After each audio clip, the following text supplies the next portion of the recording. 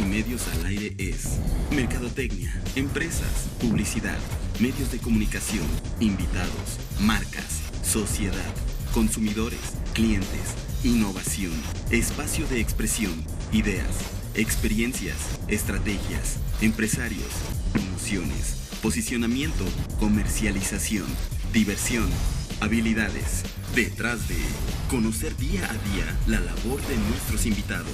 Marcas y Medios al Aire, segunda temporada en TV. Conduce Ariadne Salomón. Este programa surge para que diversas marcas, empresas y medios de comunicación compartan con nosotros sus promociones y estrategias que usaron para llegar a posicionarse en donde se encuentran. ¿De qué trata el programa? De invitar a diferentes representantes para que nos expongan cómo se está llevando a cabo sus estrategias mercadológicas, publicitarias y de comercialización. Una sección muy importante es el conocer detrás de, el día a día, la labor de cada uno de los invitados. Para escuchar programas pasados, YouTube, Marcas y Medios al Aire, Facebook, Marcas y Medios al Aire, o visita página de la Universidad de la Comunicación. Hola, buenos días, bienvenidos al programa Marcas y Medios al Aire. Me da muchísimo gusto saludarlos. Mi nombre es Ariadne Salomón y nos encontramos en nuestra sede, la Universidad de la Comunicación, ubicada en la calle Zacatecas 120. Me da gusto saludar a nuestro coconductor, él es Fernanda Zurutuza. Fer, ¿cómo estás? Bien, Ari, muy bien. ¿Qué tal, amigos? ¿Cómo están? Bienvenidos una vez más a Marcas y Medios al Aire. Y pues arrancamos con nuestro gran invitado. Sí, les presentamos, está aquí con nosotros, que se da el tiempo de platicar. Él es Kevin de la Isla. Kevin, ¿cómo estás? Muy bien, gracias por tenerme por aquí. Gracias, Kevin. Platícanos, queremos conocer,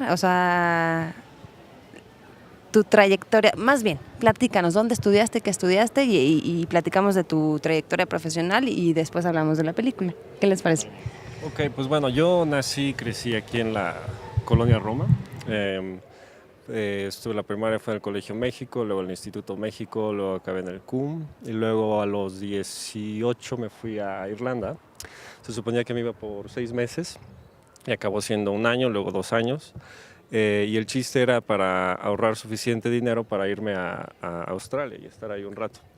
Y bueno, en Australia estuve 1 año, pero estuve trabajando en un videoclub. Y estando en el videoclub, pues empecé a ver pues, distintas películas, muchas de las que se me habían ido por los años, ¿no? Y pues también las empiezas a ver gratis, pues está bien. Y luego empecé a acomodar las películas, en lugar de acomodarlas por género, las empecé a acomodar por director. Y pues curiosamente las ventas empezaron a subir porque usualmente las ponen de, no, pues que de los productores de tal viene tal película. Entonces a veces no son tan buenas o a veces no son de lo que esperabas. Entonces al ponerlas como director, aunque fueran de géneros distintos, como que la gente le empezó a agarrar más la onda. Y luego pues yo también me empecé a educar más en cine y también iba a lo que, antes de estar en Australia, por esos 2 años que estuve ahí, iba mucho al equivalente de la Cineteca en Dublín. Okay. Y bueno, y luego un día estaba viendo una película bastante mala en el videoclub y dije, hijo, por cierto, y me acuerdo, dije, o sea, de eso de que lo dices en voz alta y no te das cuenta. Y dije, bueno, seguro yo podría hacer algo mejor que esto. Y había alguien que estaba ahí con sus videos esperando pagar y dice, ¿y por qué no? ¿Por qué no lo haces? Y yo sí, pues igual. Y ya cuando regresé a Dublín, se suponía que me iba a regresar a México para estudiar economía. Que obvio, afortunadamente eso no sucedió. Hubiera acabado siendo economista, probablemente haciendo películas de hobby. Entonces, pues ya dije, bueno, pues voy a tratar de meterme a la universidad, porque ya es, bueno, en ese entonces era gratuita. Y pues me hice la aplicación, la metí, a ver qué pasaba. Y pues salió que sí. Pues dije, bueno, pues ya me la he hecho aquí. Empecé a trabajar en distintos lados, trabajé en un cine y mientras estaba en la universidad hice comunicaciones, la carrera de comunicaciones en Dublín y luego hice bueno, la licenciatura y luego me fui a Inglaterra a hacer un tipo de másters en lo que fue cinematografía como bellas artes y lenguas, donde me especialicé en francés. Y Al regresar a Irlanda empecé a trabajar en un canal de noticias, editando las noticias, y pues ahí aprendí a editar súper rápido. Todavía editaba de cassette a cassette. Ok. Y luego pues también en Avid, sobre todo haciendo gráficas y demás. Y después de eso dejé el canal de noticias y me fui, bueno, estaba haciendo también dirigiendo promos y demás, pero como que ya no podía progresar más, estaba ahí como que estancado en lo que era la televisión. Pagaba muy bien y pues era algo de que decías, pues me quedo con el salario o sigo mis sueños. Entonces, que era seguir haciendo películas. Y bueno, y en el transcurso, antes de meterme a la universidad y demás, empecé a hacer cortos y demás con amigos. Cosa que continué. Aunque no tuviéramos presupuesto, era filmar lo más posible y a ver qué salía, ¿no? Obviamente teníamos un guión y demás, y actores que vemos, no eran amigos que decías, bueno, tú sabes actuar algo, ¿no? No, estos eran actores entrenados y demás. Y después me salí del canal de noticias porque me ofrecieron estar de asistente de director en un largometraje que se llamaba Becoming Jane, que era la historia de Jane Austen, con Anne Hathaway y James McAvoy. Y la editora era Emma Hickox, que pues ella había hecho la de The Boat That Rocked, que era la del Radio Pirata. Luego The Jacket con Adrian Brody, luego una de Tom Cruise, creo que Rock of Ages, y pues varias películas. Entonces, ella me enseñó a editar con precisión. Entonces, cosa de que editabas algo y decías, no, pues se te fueron 2 o 3 cuadros por ahí. Entonces era de muy pequeño. Entonces era lo que la televisión me enseñó en las noticias fue rapidez y ella me enseñó precisión. Y pues al hacer películas pues ya aprendes y se te queda como subconscientemente cuando estás haciendo algo, empiezas a editar en tu cabeza y pues, probablemente tenías un storyboard que al final no puedes hacer por falta de tiempo y empiezas a cambiar, a improvisar durante la filmación y empiezas a editar en tu mente. Entonces estuve con ella de asistente de editor por ese proyecto y luego hice otro proyecto con ella que se llamaba How About You con Vanessa Redgrave. Y después de eso empecé a meterme más seguía haciendo cortos, pero todavía no me sentía listo para hacer un largometraje. Llevaba creo que como 7 cortos en ese entonces. Y me metí a distintas áreas de la producción, desde oficina de producción para la preproducción, locaciones, me metí en departamento de sonido, maquillaje, pelo, diseño, y pues poco a poco hice distintas. Entonces la idea que tenía en la mente era, pues tú no le puedes pedir a la gente con la que estás trabajando o no le puedes demandar que hagan algo hasta que pues tú sepas qué es lo que estás pidiendo, ¿no? Así como un director de orquesta no se sube al podio hasta que se sepa todos los instrumentos. Okay. Entonces eso me ayudó a saber pues qué le puedes pedir a la gente, qué no, con qué tan rapidez, te están choreando o no, sobre todo en cuestión de maquillaje. A mí me gusta hacer mucho prostéticos. Entonces cuando alguien decía, no, pues esto se va a tardar 1 día o 2, decía, no, esto se hace en 2 horas. Y yo me tardo 2 horas, entonces esto lo puedes hacer en media hora. Y dicen, órale. Entonces también te empiezan a respetar más porque saben lo que estás pidiendo no está fuera del alcance y al mismo tiempo saben que respetas su arte. Entonces hice otros cortos más, empecé a conseguir más cortos financiados por distintos lugares del gobierno y después y también de otras televisoras. Y luego estaba haciendo un documental en África y sobre los padres palotinos, pero al estar haciendo todo esto, como que dije, bueno, ¿sabes qué? Creo que ya es hora de hacer el largometraje. Y bueno, ahí también había hecho un par de obras de teatro. Entonces de ahí conocí a varios actores y también durante los años pues conocí a directores de fotografía y distinta gente de distintos departamentos con los que podría trabajar y pues pedir ahora sí que favores por empezar a cobrar favores. También trabajando en casas de postproducción durante los años, pues también era lo que acabó siendo de, oye, pues necesito que me ayudes en esto, en la parte de la postproducción, ya sea con gráficas o cosas que yo no podría hacer directamente. Y a cambio de eso les decía, mira, te doy una semana gratis, te edito lo que necesites. Y pues tengo buena reputación en eso, entonces decían, sí, claro. Entonces fue así como pues nació el tiempo de hacer el largometraje, de entretener contactos, varios actores que pues querían seguir trabajando conmigo y al mismo tiempo gente que de detrás de las cámaras en todos los ámbitos que también pues me llevaba bastante bien. ¿Actuaste también? Actué, sí, fue algo que empecé en México. Había hecho, sobre todo eran en obras de teatro escolares y demás, pero luego pues empecé a leer más sobre los métodos de actuación de Meissner y de Stanislavski y pues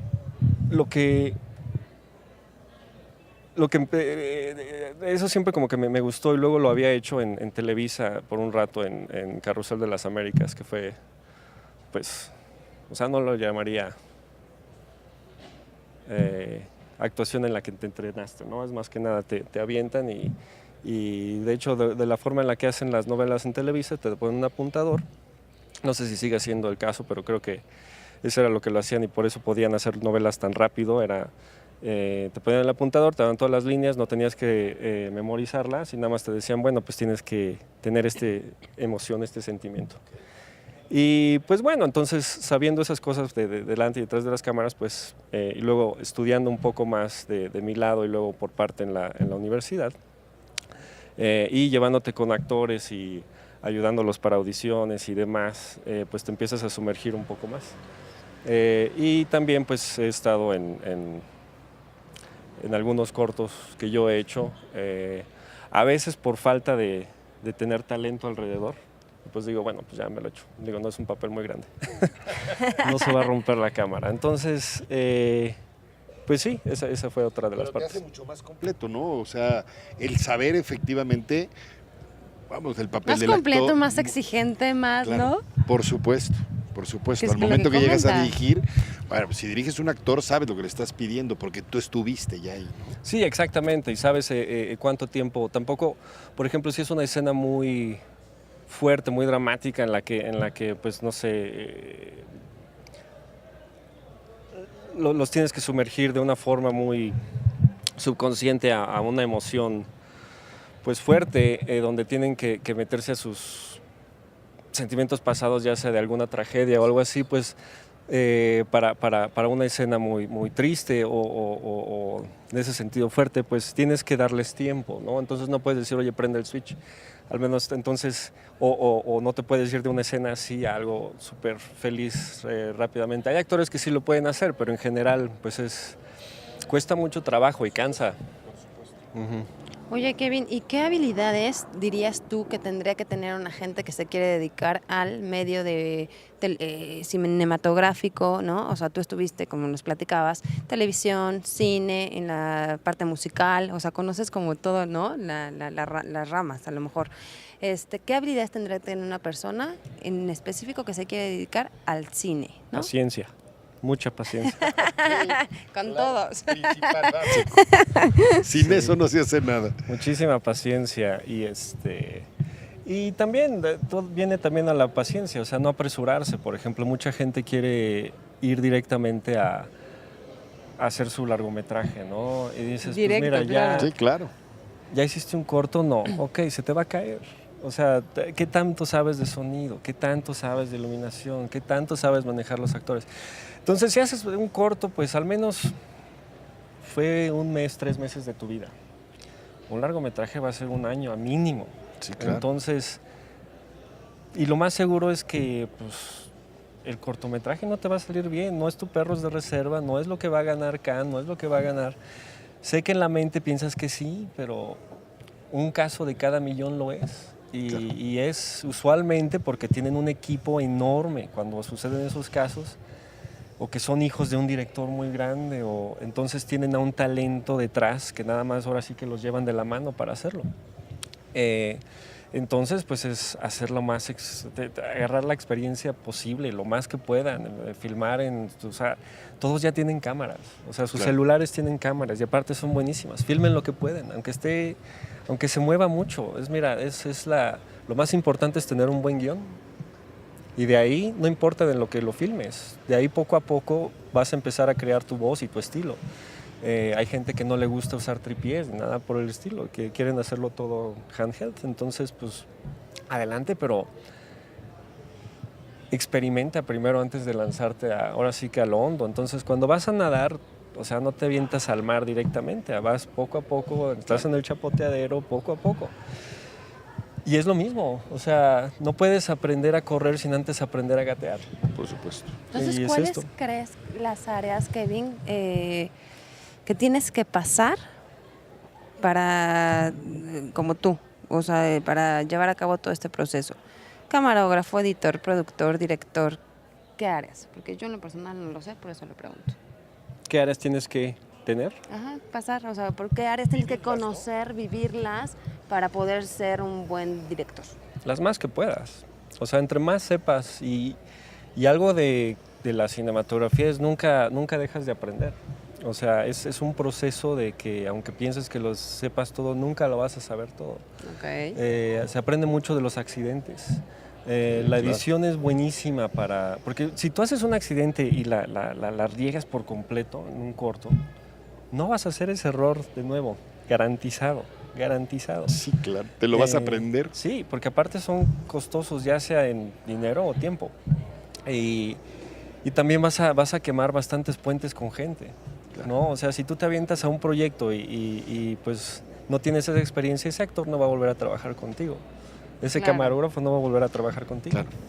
Entonces, pues poco a poco. Y si puedes aprender edición, pues edición es buenísimo porque empiezas a ver qué es lo necesario. Al leer un guión o demás, o al estar filmando, sabes qué es lo que necesitas y si...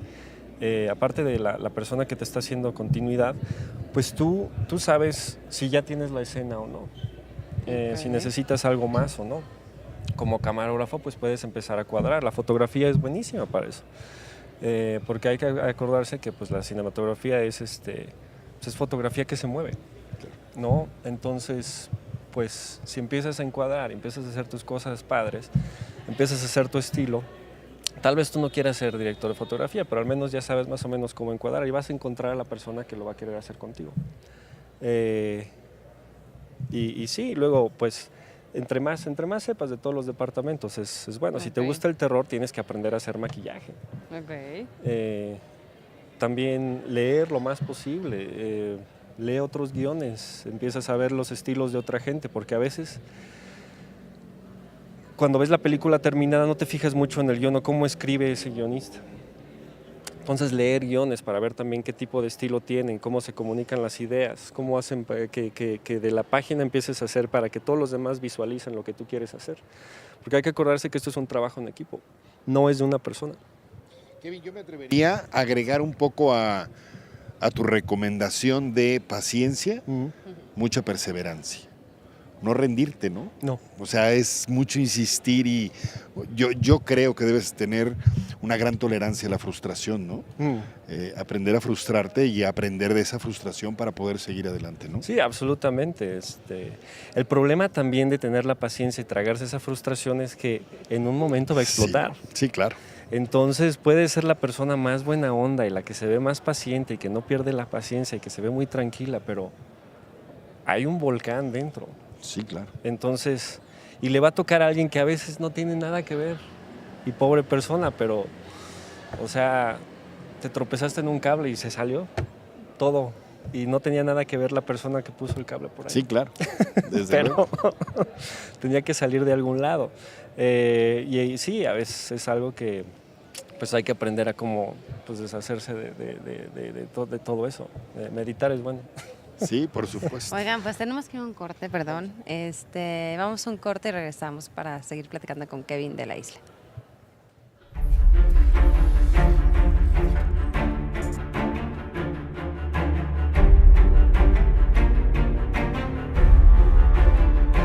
En la Universidad de la Comunicación creemos que hay un arma, la más poderosa de todas. que puede ayudar a nuestros alumnos a sobresalir en un mundo de constante cambio y evolución. Las ideas. Creemos en ellas como el motor que los empuja a destacarse en el mundo.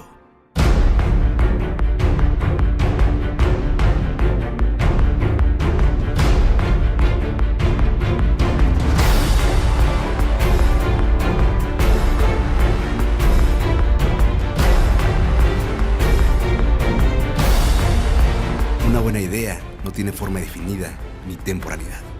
Son ellas las que tienen el poder de trascender en el tiempo y a través de la cultura. Pero para que eso suceda, hay que creer en ellas. Y en la Universidad de la Comunicación lo hacemos.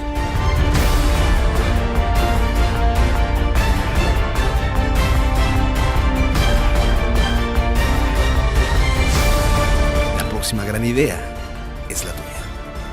Únete a la comunidad de la Universidad de la Comunicación.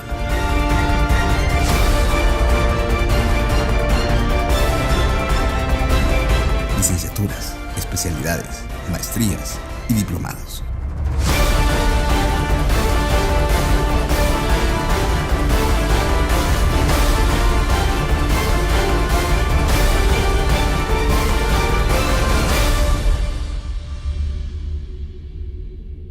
uc.edu.mx. Universidad de la Comunicación. Cree en tus ideas.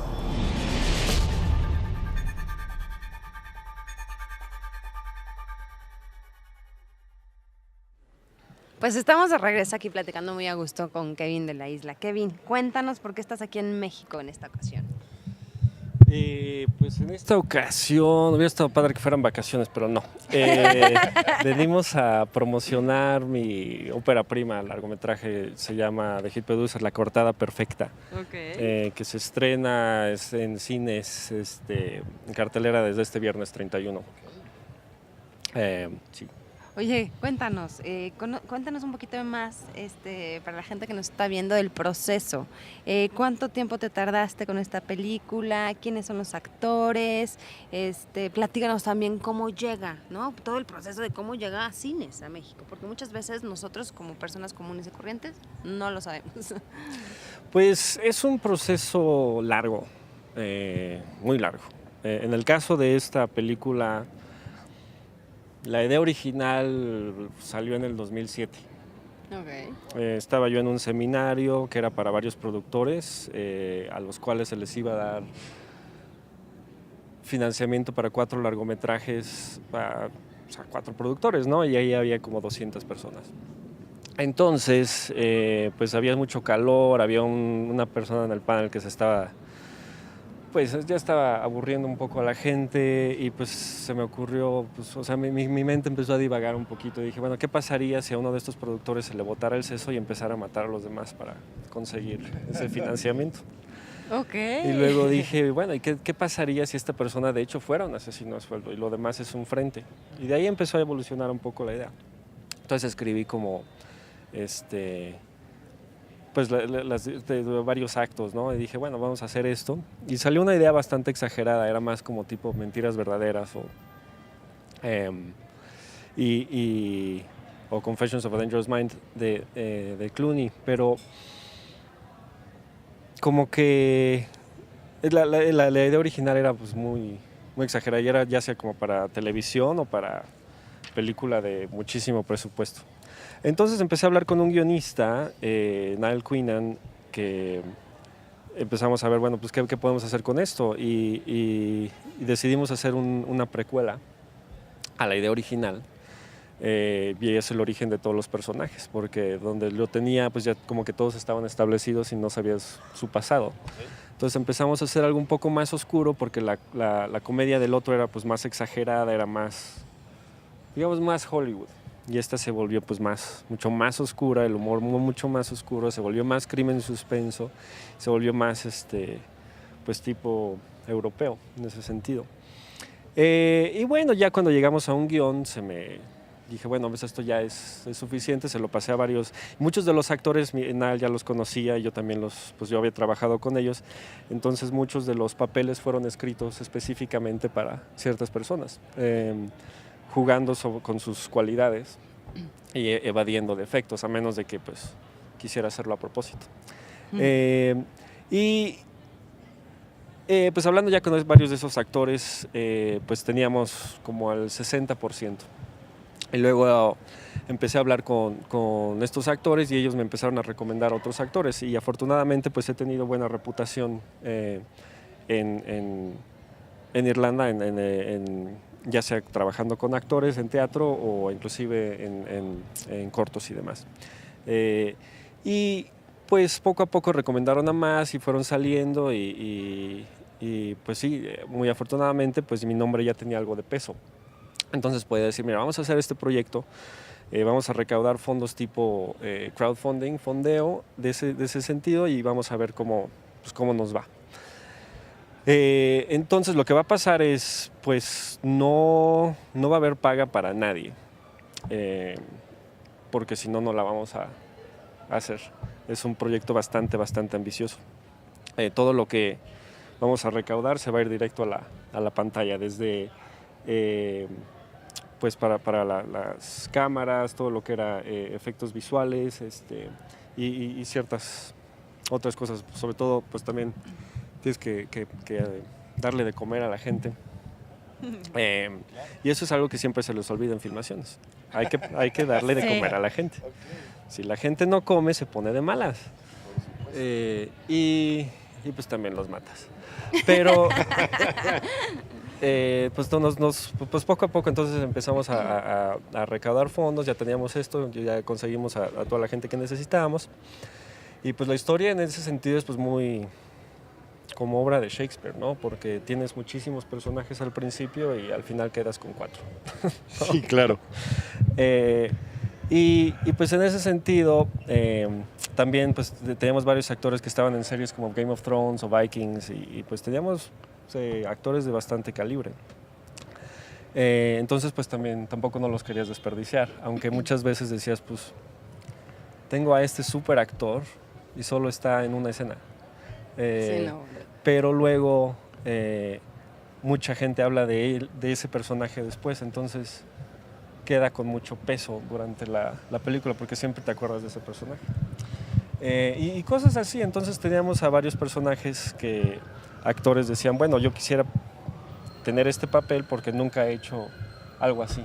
Okay. Y curiosamente uno de los personajes la hizo de muy malo, como de capo, y pues nunca había hecho un personaje así o a tal grado. Lo había hecho un poco como secuaz más que nada o algún chofer que a veces pues no se trabaja para la mafia o algo así, pero nunca a tal grado.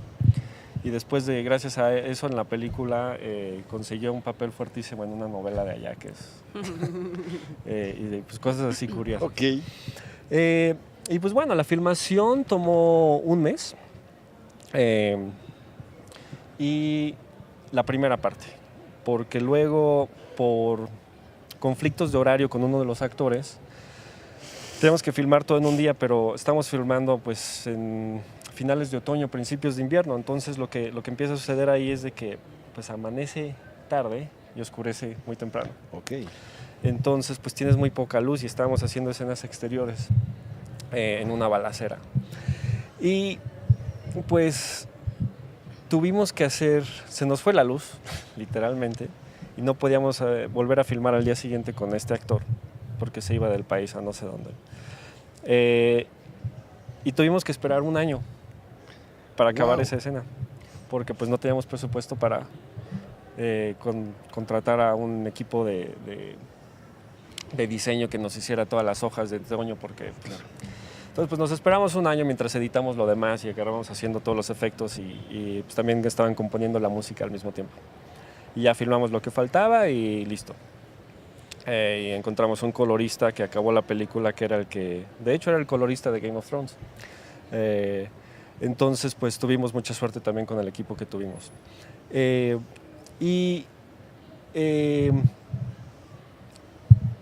Si hubiéramos pagado a toda la gente de la forma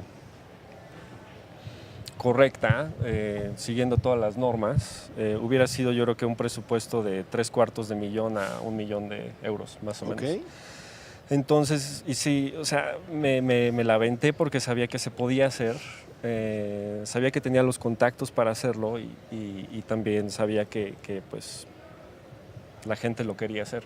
Si alguien del equipo no lo quiere hacer, se te va a caer. Entonces tienes que también tener gente alrededor que lo va a hacer. Claro. Y pues de esa forma fue como lo llegamos a hacer. Interesantísimo, ¿no? O sea, digo, nadie, ¿quién sabe ese proceso? Nadie. La verdad es que a veces pensamos que los tiempos son mucho más cortos, y no, bueno, es enorme, ¿no? Como tú dices, el hecho de, pues para esta escena nos esperamos un añito, ok, ¿no? Y bueno, y tratamos de editarla de otra forma para decir, pues bueno, igual y no la necesitamos, o podemos editarla con la cámara nada más viendo a la otra persona, pero no funcionaba, o sea, le quitaba mucho peso a la escena, entonces tuvimos que esperar. Y pues mientras tanto hacer otros proyectos. Ay, pues muchas felicidades, Kevin. ¿Y cuándo se sale en cines? Este viernes 31 de agosto. Viernes 31 de agosto.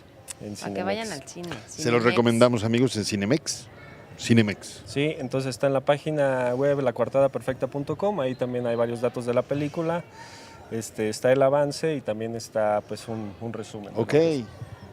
Pues muchas gracias por venir, por tu No, tiempo, gracias a que ustedes. andas corriendo ahí en entrevistas, que te va a ir súper bien. De verdad, vayan así al cine a verla. ¿Algo que quieras agregar, que digo, Kevin? No, vayan a verla, les va a gustar y sí. Vayan al cine. Esperamos tenerte más seguido por aquí, mi querido Kevin. Esperamos porque es pues sí, algo que quiero hacer, trabajar más por acá, o sea, solo porque me entrené allá no quiere decir que Claro. no quiera trabajar por aquí, sobre todo, pues sí, o sea, y hubiera sido lo mismo, si me hubiera entrenado por aquí, yo creo que hubiera hecho el mismo proceso. Por supuesto. ¿no? Pues muchas gracias, Kevin. Gracias, Kevin, por Gracias. estar aquí con nosotros. Y recuerden, para escuchar programas pasados pueden encontrarnos en nuestro canal de YouTube, aparecemos como Marcas y Medios al Aire, o visitar nuestro Facebook, igual, Marcas y Medios al Aire. Muchísimas gracias por acompañarnos y nos vemos el próximo martes. Adiós. Para escuchar programas pasados, YouTube, Marcas y Medios al Aire, Facebook, Marcas y Medios al Aire, o visita página de la Universidad de la Comunicación.